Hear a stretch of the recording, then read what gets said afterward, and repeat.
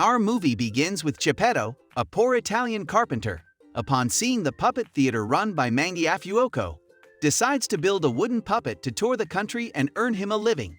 He visits his friend and colleague Mastro Silliga to ask him for a piece of wood to work on. Frightened by a living log, Silliga gives it to Geppetto, who begins to build the puppet, which he decides to name Pinocchio. During the process, Geppetto realizes that Pinocchio is alive and sentient, and decides to take him as his son. Now that he has a body, Pinocchio starts running outside and returns home while Geppetto is still looking for him in town. Geppetto's roommate, a 100-year-old talking cricket, tries to help Pinocchio by giving him advice, but the puppet, considering him annoying, throws a hammer to shut him up. Later, Geppetto returns to his place and finds Pinocchio with his feet burned, since he had fallen asleep near the ashes of the chimney. After having to rebuild them, he forgives Pinocchio for his actions. In order to educate him, Geppetto sells his jacket to buy Pinocchio an ABC book. Struck by this sacrifice, Pinocchio sets off on his first day at school. However, his good intentions are diverted by the puppet theater, for which he sells the book to buy a ticket. In the theater, the other puppets notice Pinocchio in the audience and call him to come up on stage, impatient to meet their new brother. Furious that his production went upstream, the puppeteer Mangiafuoco locks Pinocchio in his caravan and leaves the town. At night, Mangiafuoco plans to use Pinocchio as firewood in order to cook his dinner. Pinocchio begs the puppeteer to release him in order to return home from his father, certainly worried about his non-return. Sneezing with emotion, Mangiafuoco decides to let him go, choosing to burn another puppet in his place. However, Pinocchio does not accept that someone should pay for a disaster he did and accepts his punishment.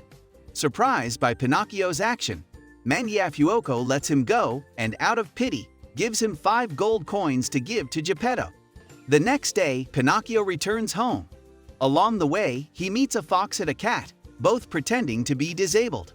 Attracted by the coins, they suggest that he should try to sow them in the Field of Miracles, a place where they will sprout in a tree full of money. Enticed by the idea of becoming rich, Pinocchio allows himself to be accompanied by the two to the Field of Miracles, which is located in the land of Barn Owl.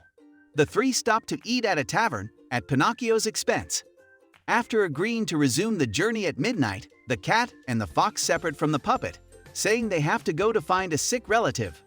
Pinocchio resumes the journey alone. Ignoring the warnings of the talking cricket, Pinocchio ventures into the woods and has an unpleasant encounter with 2 hooded assassins, the cat and the fox in disguise. Pinocchio hides the remaining 4 coins in his mouth and attempts to run away, but is caught and hung from a tree. Pinocchio is rescued by a young blue-haired fairy who lives nearby. The next day, the fairy calls in some doctors, an owl, a crow, and the talking cricket, who each give their diagnostic. Pinocchio refuses to drink a medicine until he is scared into taking it at the prospect of dying and being put in a coffin, carried by a group of undertaker rabbits. Once healed, Pinocchio is asked why he was in the forest and not at home or in school. Embarrassed, he lies, but his nose becomes bigger and bigger with each lie he tells, until the fairy is forced to summon a flock of woodpeckers in order to shorten his nose. The fairy befriends Pinocchio and sends him off to be reunited with Geppetto. However, on his way home, Pinocchio again meets the fox and the cat who, seeing that their plan has failed, stick to the original plan and convince him to go to the Field of Miracles. Upon arriving to the field, Pinocchio plants the coins and goes to get some water. In the meantime, the fox and the cat steal the coins and run away. Discovering the theft, Pinocchio runs to the local court to report the fact to the gorilla judge. Since justice does not favor the innocent in Barn Owl, he is sentenced to life sentence. Pinocchio manages to get exonerated by saying that he previously committed a crime, making him guilty, and thus he is then released.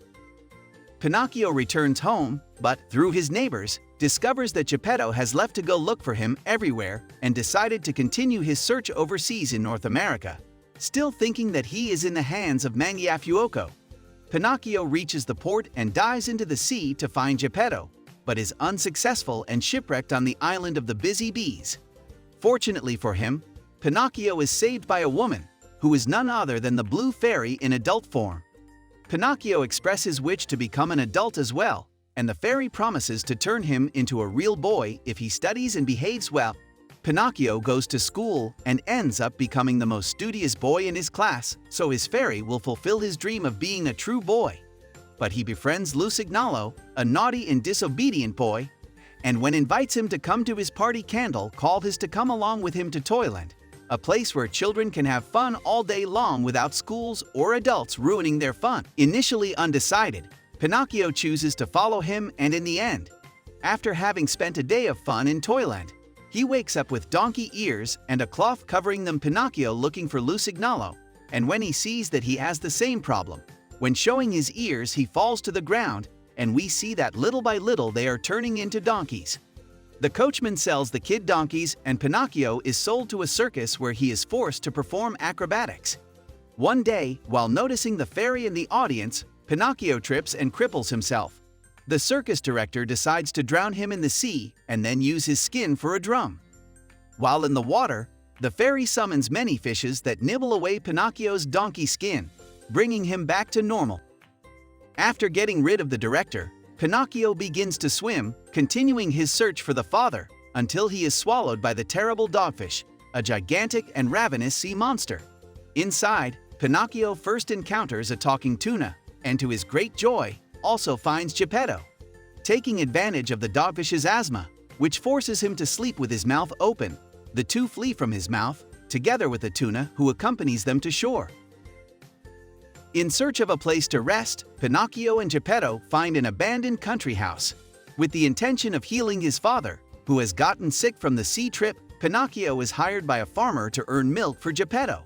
Pinocchio also once again meets the fox and the cat, now badly reduced and no longer faking disability, not missing the opportunity to mock them and ignore their apologies. Pinocchio continues to work and study hard to help Geppetto until he recovers. Later, the fairy visits him at the farm and grants his wish. Pinocchio returns home to Geppetto and shows him that he has become a real boy. Thanks for watching. I hope you enjoyed. What are your thoughts on Pinocchio? Let us know in the comments. Don't forget to like and subscribe. It helps us to keep working.